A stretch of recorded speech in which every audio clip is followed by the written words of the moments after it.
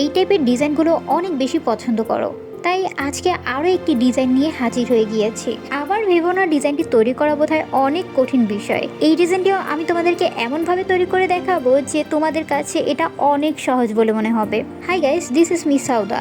আমি অলওয়েজ এটা চেষ্টা করি যে যারা একদমই মেহেদি পড়তে পারে না তারা যেন আমার ভিডিও দেখে সব ধরনের ডিজাইনগুলোই দিতে পারে।